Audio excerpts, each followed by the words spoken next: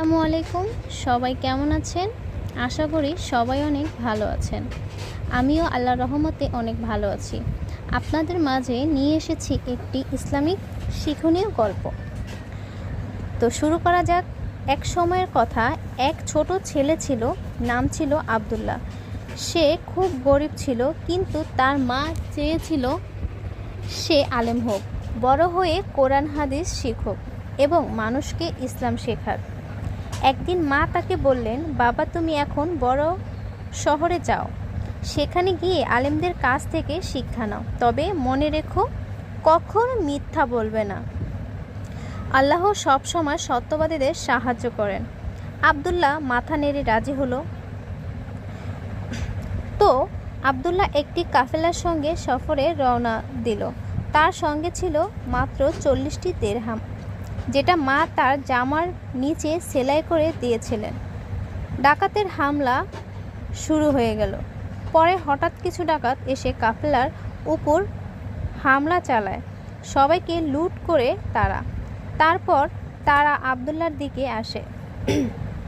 ডাকাতরা জিজ্ঞেস করলো, তোর কাছে কিছু আছে? আব্দুল্লাহ বলল, হ্যাঁ আছে, 40টি দিরহাম আছে, জামার নিচে সেলাই করা। ডাকাতরা অবাক হয়ে বলল, তুই আমাদের ভয় পেলি না? আমরা তো ডাকাত, তাও মিথ্যা বললি না? আব্দুল্লাহ বলল, আমার মা বলেছে কখনো মিথ্যা বলবে না। আমি আল্লাহর ভয়ে মিথ্যা বলিনি। ডাকাত সর্দারের হৃদয় নরম হয়ে গেল। ডাকাত অঝরে কেঁদে ফেলল। সে বলল, এক ছোট ছেলে আল্লাহকে ভয় করে সত্য কথা বলল, আর আমরা সারা জীবন অন্যায় করছি। তারপরে সে ঘোষণা করল, আজ থেকে আমি ডাকাতি ছেড়ে দেব।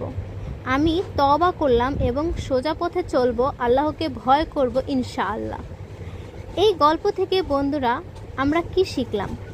আমরা শিখেছি সত্যবাদিতা কখনো ক্ষতি করে না।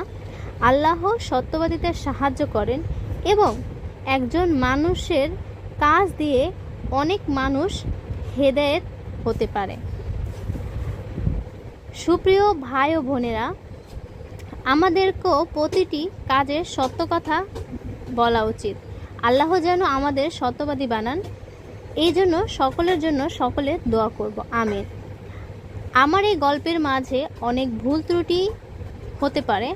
যদি ভুল ত্রুটি হয়ে থাকে তাহলে সকলে আমাকে ক্ষমার দৃষ্টিতে দেখবেন এবং আমাকে